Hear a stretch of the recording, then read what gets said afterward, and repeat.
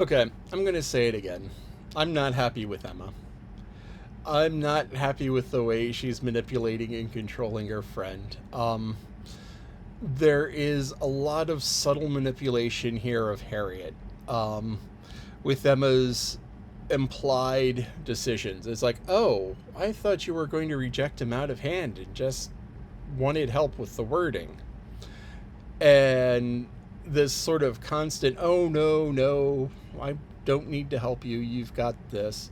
And oh, well, maybe if this were changed. So you kind of get the impression that Emma wrote most of the letter, sharpening up the words, putting in a little dig here and there. And this is something that you have to watch out for. You have to watch out for friends who are very manipulative and very good about being manipulative. It's a difficult thing to spot. Um, One of the big things is look for them trying to make you feel rather than think. Um, that's one of the greatest dangers in the world is feeling rather than thinking. Um, Whether Emma is right or wrong about what Harriet should do in terms of turning down Mr. Martin, I'm not sure.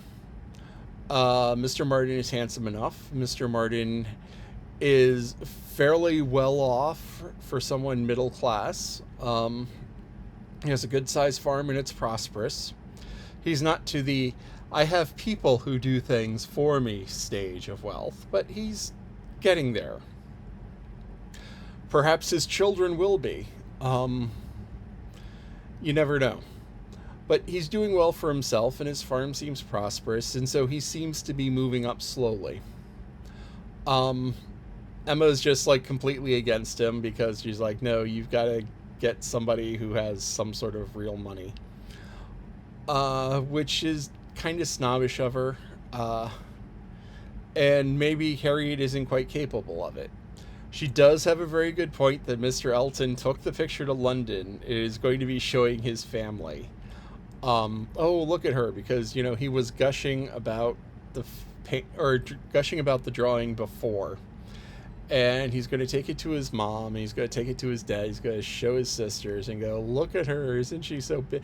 And she's even prettier in person, so educated, so well spoken, and so he's going to be selling her, which is a good idea. Um, Perhaps, I don't know. In my mind, Harriet's response would be, wow, this isn't something I had expected. I need a few days to think about it. Because honestly, she really did need to think about it. And thinking about it is probably a good idea because, there's a lot of emotions tied up in this and taking time to think. Um, one thing that you need, One thing that you can do when you need to make a snap decision is flip a coin. So you say, okay, I'm going to marry Mr. Martin if it comes up heads. I'm going to wait and see if I can get Mr. Elton if it comes up tails. And you flip the coin. And as it's in the air, it'll become clear to you what you want it to be. If you want to see the heads or if you want to see the tails. And so this is a way of like forcing your thoughts in a focused manner, because your brain is great at putting all these connections together, but it's not great at getting those connections put out, at least not spoken, and at least not making a decision.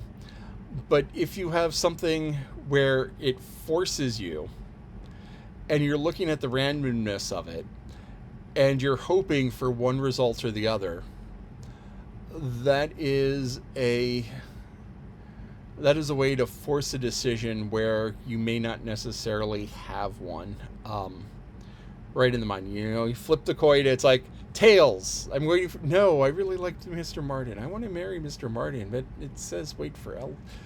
And that's the thing. It's not what it comes up, heads or tails. It's in that moment when you see the answer, are you happy with the answer? Or did you really secretly wish it was something else?